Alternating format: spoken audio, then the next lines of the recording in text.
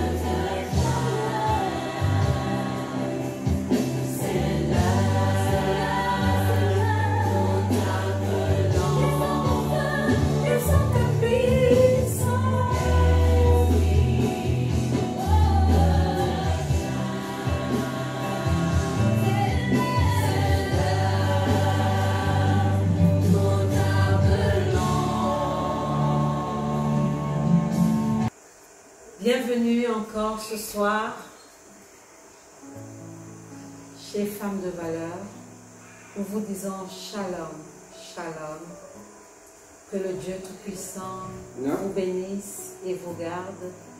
Que le Dieu Tout-Puissant vous accorde sa protection. Ce soir, nous allons passer à une exhortation. Les temps sont mauvais, c'est vrai. Les journaux en parlent, la télévision en parle, beaucoup d'émissions en parlent, le monde est bouleversé, comme on dit, le monde s'effondre. Mais pour les enfants de Dieu que nous sommes, nous n'avons qu'un seul recours, c'est le recours du Seigneur. C'est vrai, les États-Unis, première puissance du monde, les choses se bouleversent. Cette première puissance qui devrait nous apporter la stabilité dans le monde est aujourd'hui dévastée politiquement, socialement. Alors, on se demande vers qui y aller. Mais nous, on a l'éternel Dieu, le créateur du ciel et de la terre. Et c'est en lui que nous devons nous réfugier. Alors en ces temps difficiles, la parole de Dieu nous confirme que Dieu est le maître des temps et des circonstances. Dieu est celui-là qui peut tout et que les hommes ne peuvent rien sans lui. Nous avons une petite exhortation ce soir pour vous. Hommes, femmes, chrétiens ou pas, nous sommes tous enfants de Dieu. La parole de Dieu ne fait exception de personne parce que Dieu est le créateur de l'humanité tout entière. Donc il est le créateur de la créature que nous sommes, donc de l'homme, de la femme et de tous les enfants sur cette terre. Quelles que soient nos origines, quels que soient les choix que nous avons faits pour nos vies, Dieu nous aime tous. Et en ces temps difficiles, il veut parler. Il veut parler à ses enfants. Il veut parler à sa créature.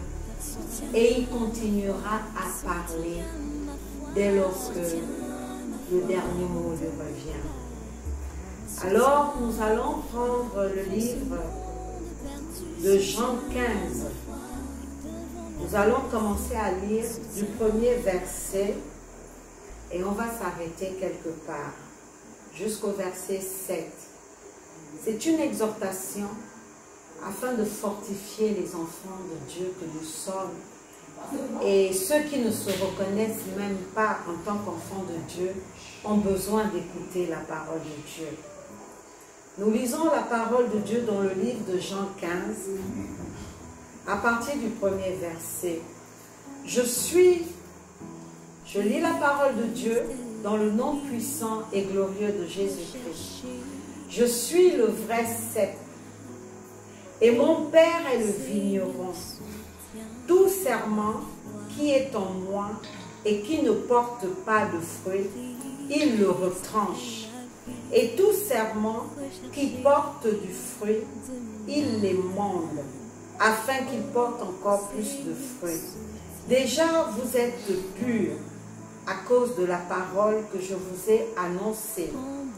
Demeurez en moi, dit l'Éternel, et je demeurerai en vous. Quels que soient les vents, quelles que soient les tempêtes, l'Éternel Dieu nous rassure. Demeurez en moi, et je demeurerai en vous. Comme le serment ne peut de lui-même porter du fruit, s'il ne demeure attaché au cep. Ainsi, vous ne le pouvez non plus si vous ne demeurez pas en moi. Je suis le cep, dit l'Éternel. Vous êtes les serments. Celui qui demeure en moi et en qui je demeure porte beaucoup de fruits. Car sans moi, vous ne pouvez rien faire. Si quelqu'un ne demeure pas en moi, il est jeté dehors comme le serment. Il sèche, puis on ramasse les serments, on les jette au feu et ils brûlent. Si vous demeurez en moi, verset 7, et que mes paroles demeurent en vous, demandez ce que vous voudrez et cela vous sera accordé. 8. Si vous portez beaucoup de fruits, c'est ainsi que mon Père sera glorifié et que vous serez mes disciples. Comme le Père m'a aimé, je vous ai aussi aimé. Demeurez dans mon amour. Amen. Amen. La parole de Dieu nous parle parfois des mots un peu complexes et difficiles à comprendre pour le commun des mortels. Alors nous allons prendre des exemples réels pour comprendre c'est quoi le cep, c'est quoi le serment. Parce que l'Éternel Dieu dit, il est le vrai cep et nous sommes le serment. Alors je vais prendre cette plante pour expliquer à ceux qui pourront ne pas bien comprendre les termes qui sont codés dans la Bible. Le cep, c'est le tronc d'arbre, le tronc qui porte la racine.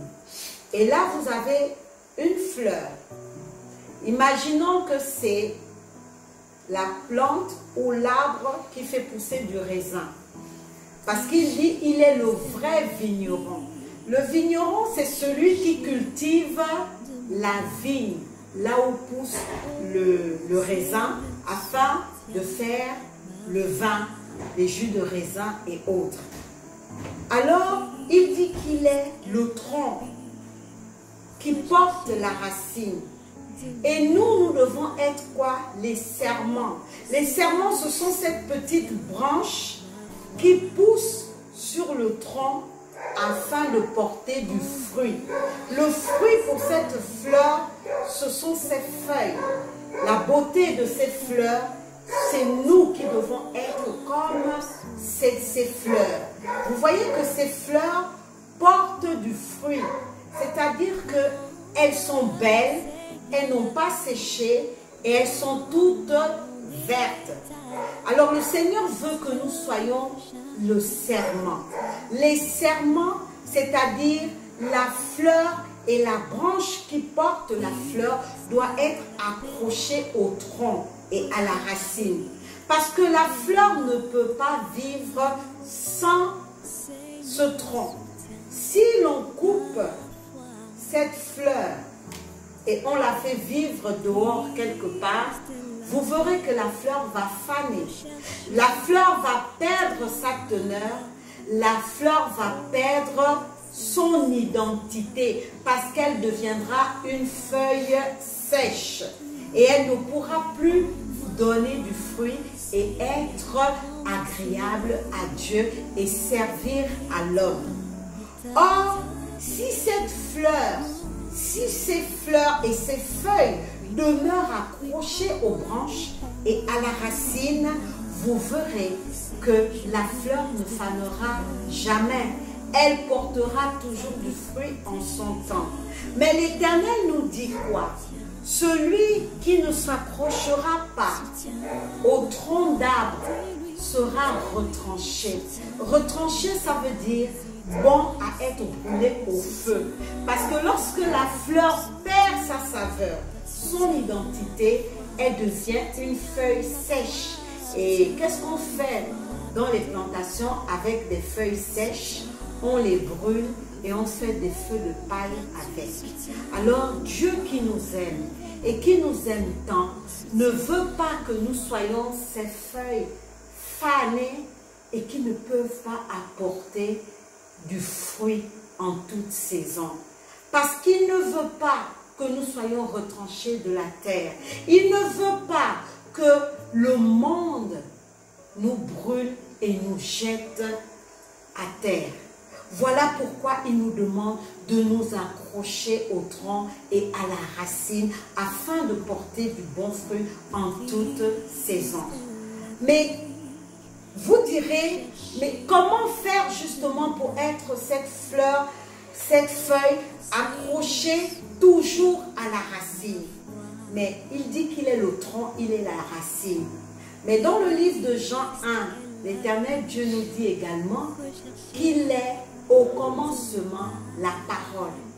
La parole était avec Dieu et la parole était Dieu. Alors, ce tronc et cette racine, imaginez que c'est la parole. Et de la parole, il a mis le Saint-Esprit. Alors, nous sommes ces feuilles qui devons porter le Saint-Esprit en nous, afin d'être le fruit agréable à Dieu. Une fois que nous sommes accrochés au cep, nous sommes ce serment qui portons du fruit, qui portons l'onction du Saint-Esprit. Ça, c'est le livre de Jean 15. Il y a également le livre de Matthieu 25 qui nous parle de la parabole des 10 vierges. On parle de 5 folles et on parle également de 5 sages. Des filles folles et des filles sages. Imaginez que les filles folles sont en fait les filles inconscientes qui ne prennent pas conscience de l'existence de Dieu et qui ne prennent pas conscience que les temps sont difficiles aujourd'hui et qu'il faut être éveillé. Il faut être éveillé, il faut être réveillé et il faut veiller. Mais comment faire? Comme la parabole des 5 sages, les filles sages. Nous allons également lire la parabole des 10 vierges, afin de mieux comprendre ce que l'Éternel dit pour les temps difficiles.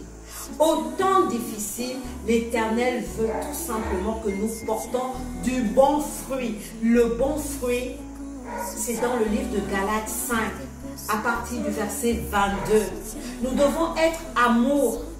Nous devons être ces personnes qui ont de la compassion pour les autres. La compassion vient de l'amour. Nous devons être ces personnes qui portons le fruit de la repentance. Lorsqu'on a péché, lorsqu'on a fait quelque chose qui ne convient pas à l'Éternel, nous devons revenir aux 10 commandements. Nous devons revenir à la parole de Dieu. Parce que l'Éternel Dieu nous dit dans le livre de Deutéronome que si nous n'écoutons pas et que nous ne mettons pas, Deutéronome 28, la parole de Dieu en pratique, alors nous sommes ceux-là qui seront des feuilles qu'on va brûler et jeter à la poubelle. Nous sommes les enfants de Dieu. Et les enfants de Dieu que nous sommes, nous devons être des filles sages, des vierges sages et non des vierges folles. Comment se distingue la vierge sage de la vierge folle? Elle est folle, pas parce qu'elle marche toute nue dans la rue. On parle de filles folles tout simplement parce qu'elles n'ont pas pris conscience de l'existence de Dieu malgré les temps difficiles que nous vivons aujourd'hui. Elles continuent à vivre comme si Dieu n'existait pas sur la terre. C'est-à-dire dans la bringue, dans les joies du monde, dans les plaisirs du monde. Alors, ce n'est pas parce qu'on parle de filles folles qu'il n'y a pas de garçons fous. C'est juste une parabole. Alors, nous allons lire la parabole des 10 vierges. Alors, je lis la parole de Dieu dans le nom puissant et glorieux de Jésus. Matthieu 25. Alors, le royaume des cieux sera semblable à 10 vierges qui, ayant pris leur lampe, allèrent à la rencontre de l'époux. L'époux, c'est Jésus-Christ. Dieu, cinq d'entre elles étaient folles, donc insouciantes et inconscientes. Et 5 étaient sages, c'est-à-dire prévoyantes, femmes averties, femmes qui portent la lumière et le discernement. Mais les folles, en prenant leur lampe, ne prirent point d'huile avec elles. Mais les sages, donc les prévoyantes, les femmes qui ont le discernement, les personnes qui ont la sagesse, elles ont pris leur lampe et leur huile dans les vases. Comme l'époux tardait, toutes s'assoupirent et s'endormirent. C'est-à-dire, le temps que Dieu arrive nous chercher, elles se sont fatiguées, elles se sont endormies. Au milieu de la nuit, on cria, « Voici l'époux, allez à sa rencontre. » Alors toutes ces vierges se réveillèrent et préparèrent leur lampe, c'est-à-dire leur lumière. Les folles, c'est-à-dire les filles inconscientes, dirent aux sages, « Donnez-nous de votre huile, car nos lampes s'éteignent. » Les sages répondirent, donc les filles prévoyantes, qui ont le discernement et qui accomplissent la parole de Dieu tout le temps, répondirent, « Non, il n'y en aurait pas assez pour nous et pour vous. Allez plutôt chez ceux qui en vendent et achetez-en pour vous. » Pendant qu'elles allaient en acheter, l'époux arriva. Celles qui étaient prêtes entrèrent avec lui dans la salle des noces, et la porte fut fermée. Plus tard, les autres vierges vinrent, donc les inconscientes et insouciantes qui ont passé le temps à s'amuser pendant qu'il fallait semer avec Dieu, dire, « Seigneur, Seigneur, ouvre-nous. » Mais il répondit, « Je vous le dis en vérité, je ne vous connais pas. Veillez donc, puisque vous ne savez ni le jour ni l'heure. » Et c'est la vérité. Personne ne savait que la pandémie du coronavirus allait faire autant de morts dans le monde, autant de dégâts dans le monde. Personne ne savait que la mort devait frapper dans tous les continents du monde entier. C'est pour cela l'Éternel Dieu nous dit, « Veillez donc, puisque vous ne savez ni le jour ni l'heure. » Alors, comment se fait-il que les vierges inconscientes demandent de l'huile pour mettre dans leur lampe? La parole de Dieu ici, elle est mystère. Elle ne parle pas de cette huile de cuisine que vous voyez entre mes mains. Ce n'est qu'un symbole. L'huile que je vous présente n'est qu'un symbole. Mais dans la parabole des 10 vierges, l'huile qui est dans la lampe des filles sages n'est que l'onction du Saint-Esprit. Parce que l'onction du Saint-Esprit, son symbole, c'est l'huile. Alors, ça vient de l'olive, l'arbre des oliviers. Parce que le Seigneur à purifier et sanctifier la terre afin que la terre apporte de bons fruits et de bonnes semences pour nous faire du bien. Alors de l'huile, on ne prête pas son huile à une amie. On ne peut même pas prêter son huile à son propre enfant, fruit de nos entrailles, parce que le Saint-Esprit demeure en chacun de nous et doit demeurer en chacun de nous. Une maman, malgré l'amour qu'elle porte pour son enfant, ne peut transmettre son huile à son enfant. Elle peut éduquer, elle peut donner l'enseignement conformément à la parole de Dieu, mais c'est à l'enfant de rechercher l'onction du Saint-Esprit. Alors vous comprendrez pourquoi les filles sages ont dit: il n'y en aura pas assez pour vous et nous. Allez-y donc en acheter. En fait, c'est une façon de dire: cherche toi-même la face de Dieu. Cherche à être le serment accroché à la racine qui fait pousser et qui fait vivre.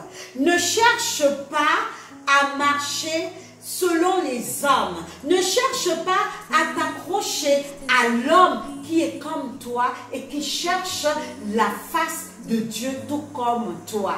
L'huile, l'onction du Saint-Esprit ne peut pas se partager, ne peut pas se vendre, parce que c'est ta recherche et ton intimité lorsque tu t'es accroché à l'arbre qui porte du fruit en toute saison, le véritable, parce qu'il a dit dans le livre de Jean 15, je suis le vrai cep.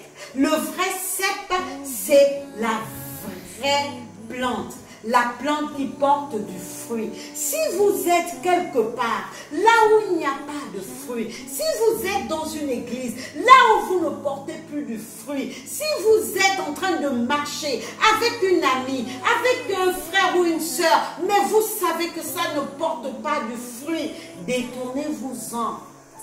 Parce que l'onction d'huile est personnelle. L'Esprit Saint, c'est personnel.